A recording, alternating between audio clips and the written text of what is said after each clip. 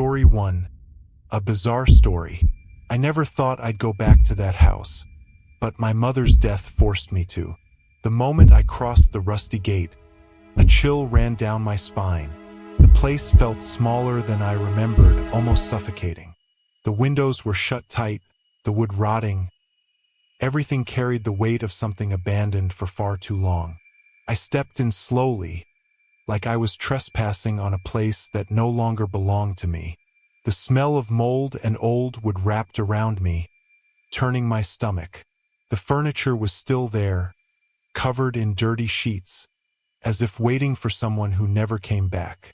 No pictures on the walls, no trace of affection. At the market, no one looked at me.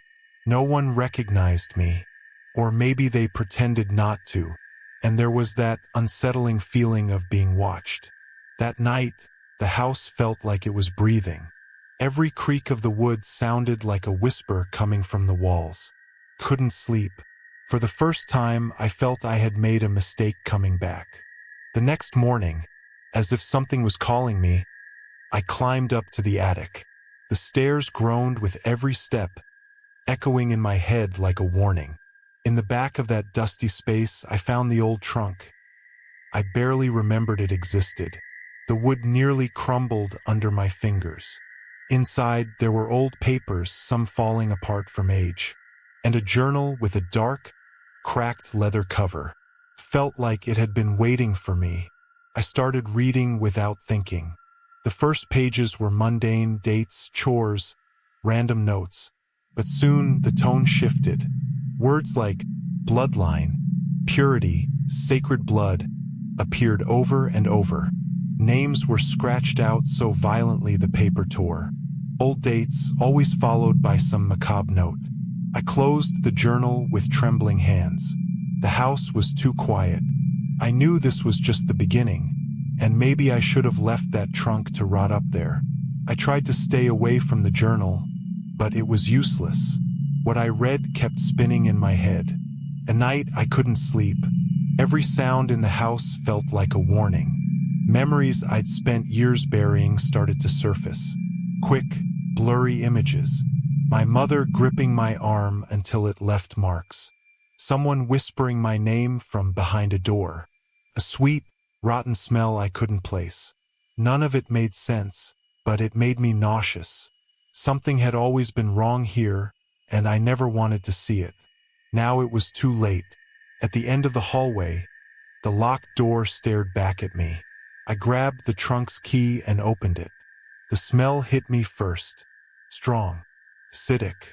I took 2 steps inside and saw the mattress thrown on the floor, torn, stained with things long past. Chains hanging from the walls, scratch marks on the plaster. The scene was simple and clear. Someone had been kept there for a long time. On the floor, nail fragments, clumps of hair. In the corner, an old doll, fallen on its side. I shut the door without looking back. I knew what it meant, even if I didn't want to admit it. I went back to the journal. The later pages spoke of a man. The same name repeated, always followed by the word isolated. My grandfather. My mother always said he died before I was born. A lie. At the end of the notebook, there was a passage about visits. She called him the original blood. Wrote that one day I would understand. I searched the old records. His name was listed as committed to the city hospital. No death record. I went there. An old building falling apart. The woman at the front desk refused to talk. She just gave me a cold look and disappeared down the hallway. An older nurse pulled me aside. He said my grandfather had disappeared years ago. One day he just wasn't in the locked ward anymore. No explanation. I went back home not knowing if I wanted answers or distance. The way back was worse. That feeling of being followed grew stronger. A dark car trailed behind me, then vanished. 2 blocks later, it reappeared. When I got home, I found the front door slightly open. I was sure I had locked it. The journal was wide open on the kitchen table, on a page I didn't remember reading. In it, My mother wrote, "The cycle must continue." The smell in the room had changed. Strong, bitter, like someone had been there minutes before. I went back to the locked room in the back. I don't know why. Something was pulling me. The marks on the walls seemed clearer now. Scratches, carvings, words almost erased by time. In the corner, I found a name scratched so many times it was barely legible. Judith. My mother's name. There was more. A date carved below it. It matched the year she disappeared from town for months when I was a child. She never told me where she'd been. I searched the floor and found a loose page, torn from the journal. It was the missing piece. In it, my mother wrote about my grandfather not as a father but as an owner. She described what he did to her since she was a little girl. She called it a blood duty. At the end of the page, one short, clear sentence. Sarah was born of him, born of the original blood. I sat on the floor for hours, unable to move a muscle. My entire life had been a lie. My mother never had a boyfriend. I wasn't some teenage accident.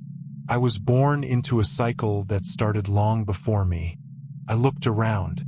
Everything in that house made sense now. My mother's cold, distant behavior.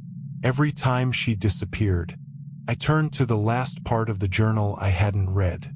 Her handwriting was different, shaky, almost illegible. She described it all. She didn't try to soften anything. She wrote how it started early, how her father abused her, how he locked her in that back room, and how I was the only child who survived. She got pregnant 3 times, but only I lived. She wrote that her mother forced her into that room because she was disgusted by my grandfather. My grandmother knew what he was, and instead of stopping him, she pushed my mother toward him to satisfy his urges. My mother spent years belonging to him, and when she got pregnant, it was my grandfather who decided whether I would live or die. There was no other man. There never was. The child she carried wasn't from some boyfriend. It was his, my grandfather, and my grandmother knew. She was complicit. My mother wrote that my grandmother used to say, "The blood must continue." Every word burned. That phrase kept repeating, "The blood must continue." My whole body went cold. My throat closed up. I had never known what it felt like to be disgusted by my own existence until that moment. I was his daughter, born from the filthiest, most rotten thing imaginable. I grew up not knowing his blood ran through my veins. I used to think my mother was just strange for other reasons. I never imagined she had suffered that way. The next day, I went to the institution where he'd been locked away. I had to see his face. I needed to be sure. The nurse decided to tell me the truth and led me to his room. He didn't ask why I was there. No one ever asked anything in that town. But I had the feeling he knew who my grandfather was. There he was. Thin, hollow eyes, wrinkled face. But when he saw me, something changed. He lifted his chin, forced a crooked smile. His eyes slowly traced my body. That look.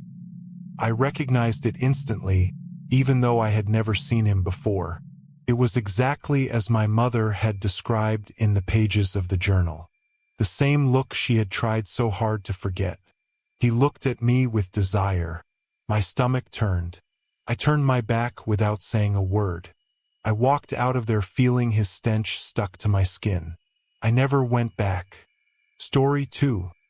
My brother's mistress got her revenge. My brother was always reckless. A man too weak for the life he chose. Too loyal of a wife, too innocent of a child, and desires far too strong for his own skin. Lucille had been around for months. She was the mistress. Not the first, but certainly the last. There was something about her. A presence that made a room feel colder once she left. My sister-in-law knew. She'd known for weeks, maybe longer. A confrontation was inevitable. I was with my niece that night.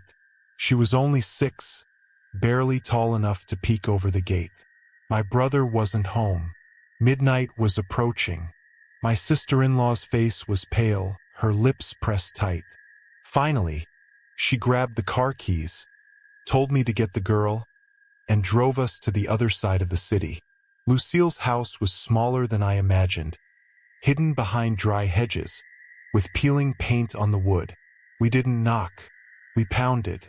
It was Lucille's daughter who opened the door. Her eyes darted nervously. She lied badly, saying my brother wasn't there. But even before I looked past her into that dark, silent hallway, I knew. My sister-in-law knew too. There was no screaming, no fight, just the three of us breathing heavily while Lucille stayed hidden behind those walls. We drove back home in silence. That's when the real damage began. The next morning, Lucille was at our gate, her face twisted with rage, her voice loud enough to pull neighbors from their kitchens. My brother stood uselessly on the porch, while I held the little girl tight against me. Lucille didn't care. She screamed at my sister-in-law. My brother tried to force her to leave, but she stayed until she decided it was time. Then she turned. Her eyes locked on the child. I can still hear the words she spoke, smiling through clenched teeth. "Don't forget, you have a daughter." That was the moment everything changed. No one said it, but we all felt it. Lucille wasn't just jealous. She wasn't just angry. She wanted blood. My sister-in-law begged him to go to the police. He didn't. Maybe he was ashamed, or maybe part of him knew it wouldn't stop what was coming. Instead, he clung to a gun, watching doors and windows like a man already under siege. It was the 90s, a time when children went missing often enough to make the news, but not enough to make people cautious. But overnight, my brother became cautious. Only 2 people were allowed to pick up his daughter, me and him. He repeated it like a prayer. He knew. We all knew. Lucille didn't threaten the woman. She threatened the child. And she meant it. It started 3 nights later. My sister-in-law was working late, so I stayed over. The girl had always been quiet, the kind of child who seemed far too careful for her age. But that night, she was restless. I found her standing in the kitchen after midnight, staring out the window. Her breath fogged up the glass. I called her name, but she didn't turn. Not even a blink. Then she laughed. And I knew immediately it wasn't her laugh. There was no joy in it, no innocence. It was dry, hollow, like her body had forgotten what laughter was supposed to sound like. I froze. When she finally turned around, her eyes were wide, unblinking. She looked through me, not at me, and spoke words I couldn't understand. I tried to pick her up, but she was stiff, cold to the touch. Panic hit me. There was no phone. The nearest payphone was 5 blocks away. Leaving her felt impossible. Staying felt worse. I woke the neighbor and sent him to get my sister-in-law. I stayed. She laughed again. By the time they came back, she was asleep on the couch, peaceful, like nothing had ever happened. My sister-in-law touched her face and cried. I lied. I told her it was probably just a fever dream, that kids do strange things sometimes. She nodded, but neither of us believed it. The next night, it happened again.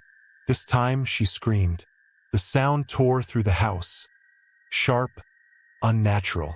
She writhed, twisting her limbs in a way that made my stomach turn. I held her, terrified she'd break a bone. She gasped for air, clawing at her throat until red marks appeared. Then silence. She sat up, smiled, and asked for chocolate milk. I don't remember what I said. I don't remember if I said anything at all. The following days blurred together. My brother carried his gun everywhere. My sister-in-law begged doctors for answers they didn't have. The girl was examined, tested. Nothing. No illness. No explanation. At night, I stayed awake listening to footsteps. Some nights I heard them. Some nights I swore I heard the door creak open when no one was there. The child grew quieter. I was terrified.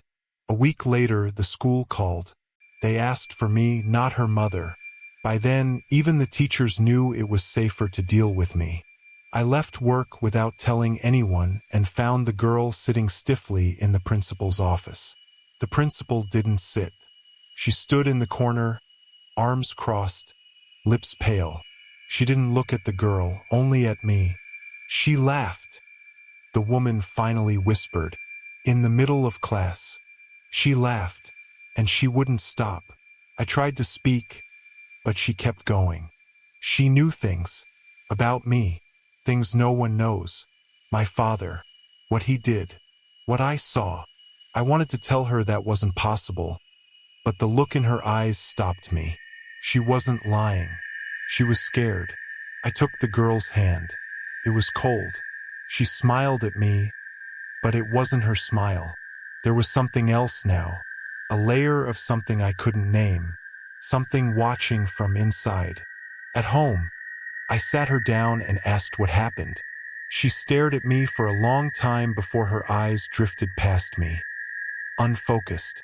That's when I realized she didn't remember. Whatever had worn her skin that morning, it wasn't her.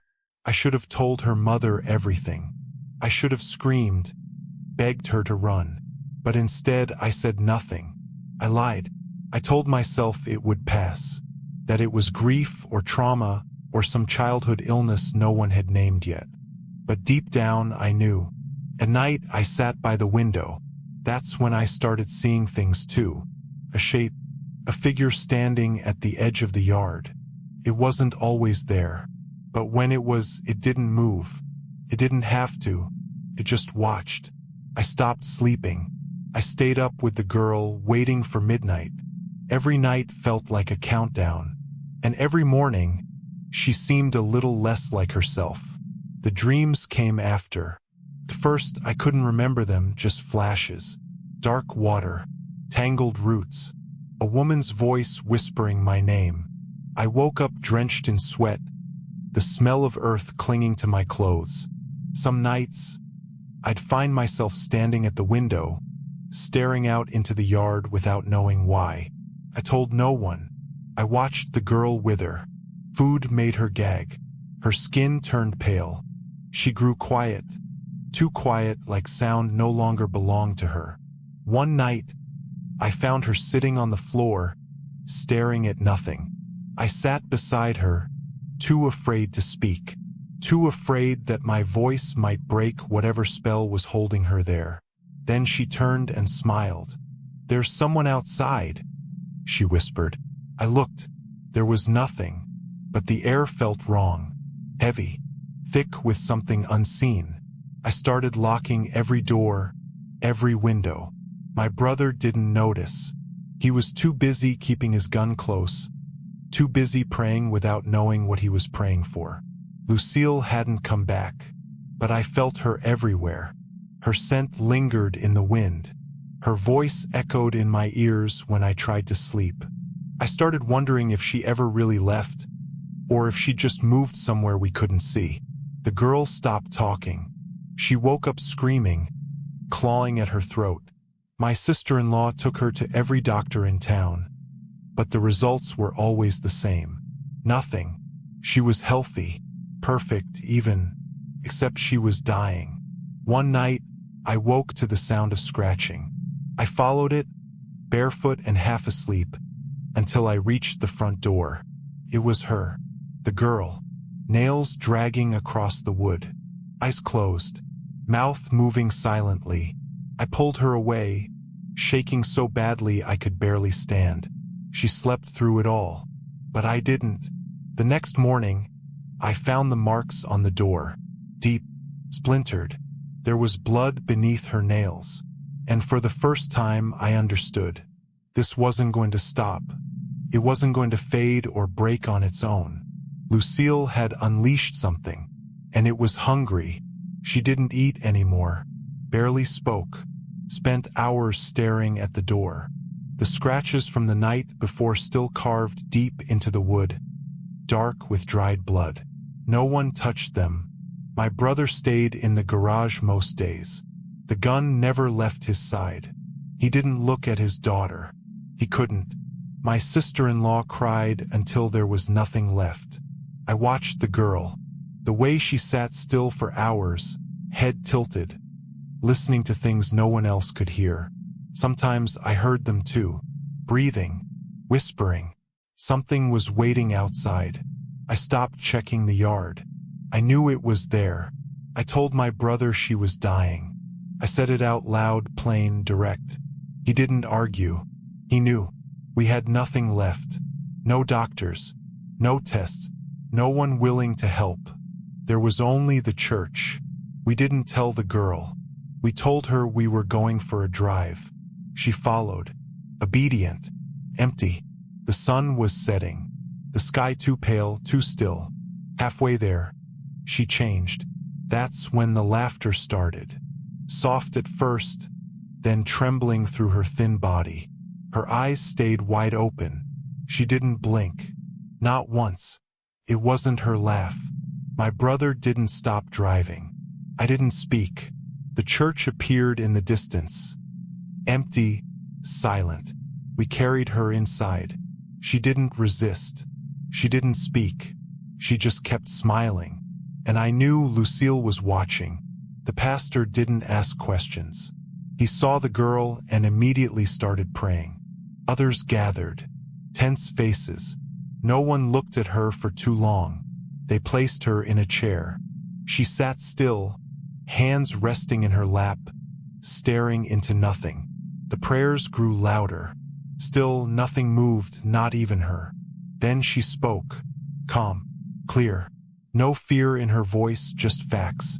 She named every woman my brother had ever touched. Every night he left his wife alone. Every lie he'd ever told. No one breathed. She listed dates, places, things only he could have known. My sister-in-law trembled.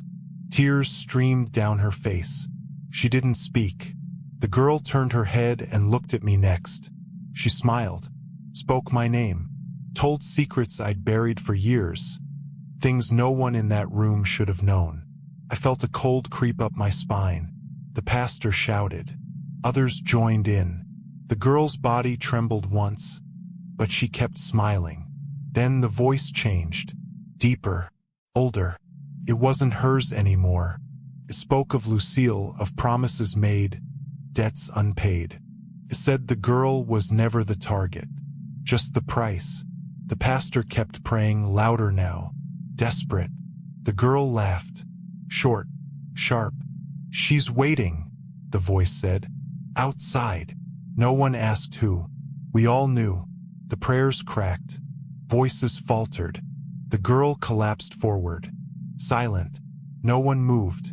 The pastor whispered the final words like a man afraid they wouldn't work. We waited. Nothing changed. We left the church in silence. No one blessed us.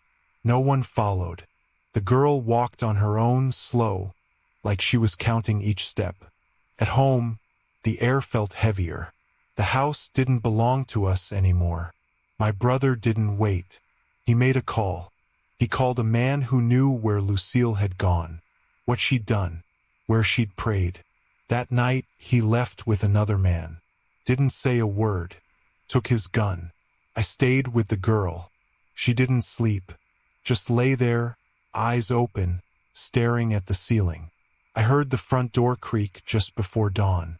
My brother came back, covered in dirt, hands trembling. He said they found the place. A small house hidden beyond the river. Inside, bones, candles, names carved into wood. Hers. Mine. My sister-in-law's. They burned it. Smashed everything. Left nothing standing. He didn't say if Lucille was there. He didn't have to. That morning, the girl ate breakfast. Slowly, carefully. None of us spoke. We knew it wasn't over. Years passed. The girl grew up. Quiet.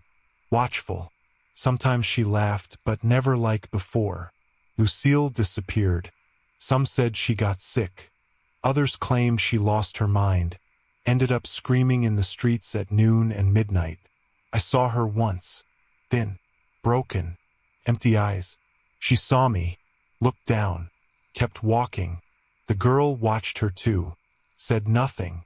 Later, she told me she still heard things, still saw them, shadows where there shouldn't be any, voices when the room was empty. I believed her.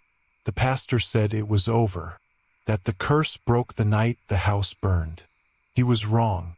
Lucille died eventually, alone. No one claimed the body. The girl stood by the window the night we heard, staring into the dark. "She's gone," I said. She nodded, but she didn't smile. Some nights I still wake up, feel the cold, hear the laughter. It's not hers. It never was. Story 3. How I got revenge on my mother and my boyfriend.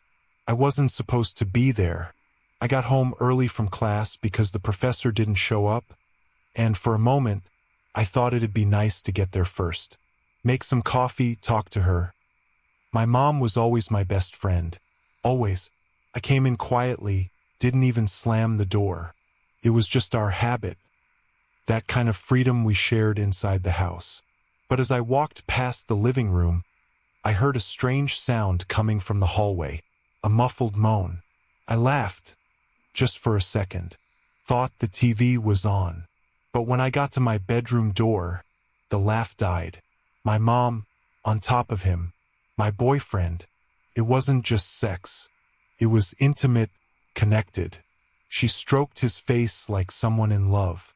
He kissed her neck like it was the safest place in the world. I froze, just stood there, like the floor had vanished, leaving me with nothing but the sound of the two of them betraying me, betraying each other. Not once had I ever suspected. My mom was everything to me. She was the one I laughed with, cried with, shared things no one else knew. And him, he made me promise a future. And the two of them right there, in my bed. I felt disgust. I felt rage. I felt nothing. A void so deep it ached in my chest. I didn't scream. I didn't cry. I closed the door slowly and let them finish. In that moment, I knew they were never leaving my life. Not today. Not ever. Because I was going to make sure of it. I left. Didn't say a word. Didn't look back. I walked until my legs gave out. I needed distance, silence, anything to help me process what I'd just seen. Hours later, I came back home. When I walked in, I acted like nothing happened. Pretended I didn't see, didn't hear. I sat at the table, smiled, asked meaningless questions. But I knew destroying them couldn't be quick or simple. Screaming, exposing them, forcing some pathetic apology, that would be nothing. They needed to feel it. They needed to look at each other and see the weight of what they'd done. They needed to poison each other slowly until they imploded. That's when I decided I wasn't just going to rip everything away from them. I was going to tie them together, suffocate them in their own betrayal. I wanted to see my mother trapped with the man she stole from me. I wanted to watch him rot in her arms, and I already knew where to start. That night, I sat alone in my room. I grabbed what I needed, a piece of her clothing, one of his, a strand of hair. I added my blood, too. If there was going to be a price, it'd be mine. I whispered every word like I already knew the ending. I didn't tremble. I didn't falter. They were never going to be free of each other. Not alive. Not dead. The fire burned the rest. And right there, staring into the ashes, I knew every step they took from now on would belong to me. But just binding them wasn't enough. I wanted them to feel it. I wanted to watch the doubt grow, rotting them from the inside. And that's when I decided it was time to start talking. Word by word, I was going to bury them together. I started with my mother. I always knew she was the weaker one. She might have slept with my boyfriend, but deep down, she still wanted to be loved. She needed it, needed to feel chosen, desired. It was easy. One random afternoon, With coffee growing cold on the table, I dropped the first line. Mom, sometimes I feel like he's acting strange, you know? Avoiding me, always on his phone. I think he's seeing someone else. She laughed. One of those short, nervous laughs. Said I was imagining things. But I saw it in her eyes exactly what I wanted to see. Fear. Next, it was his turn. I picked the perfect moment while he was distracted, driving. You know what's funny? My mom's been acting different. Dressing up too much. Going out alone. I don't know. Sometimes I wonder if there's another guy. He didn't answer. Gripped the steering wheel tighter, swallowed hard. I smiled, and I kept it up for weeks. Comment here, a hint there. Never direct, never enough to start a fight. Just enough to plant the thought. And it worked. Soon, the way they looked at each other started to change. What once was complicity turned into doubt. Touch became obligation. The silence between them grew, and I was there, every time, feeding it. And the best part? They had no idea. They kept pretending, kept playing, thinking I knew nothing. But every word I spoke was a rope tightening around both their necks. And I was going to pull until the end. The more they gave me, the more I knew they were mine. Every shopping bag, every gift, every dollar they spent. It wasn't for me. It was payment. Payment for the choice they made.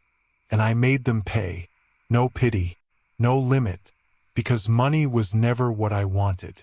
I wanted to see how far they'd go to keep that lie alive. How long they could carry the weight of guilt and the fear I planted every single day. And I wanted more. Always more.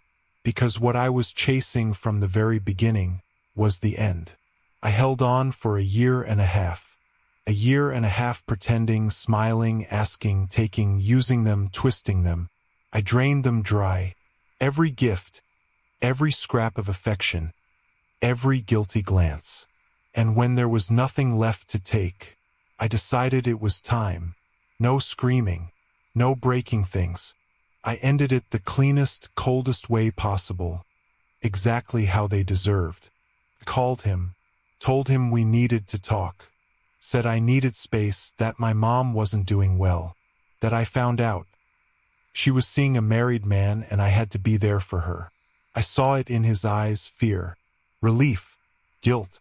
Didn't matter. The only thing that mattered was the ending.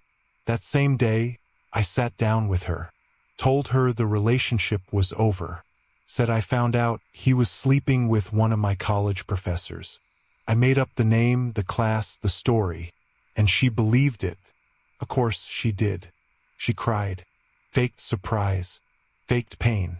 And me? I just stared. Because by then, there was nothing about her that could hurt me anymore. They didn't know, but that was the final act.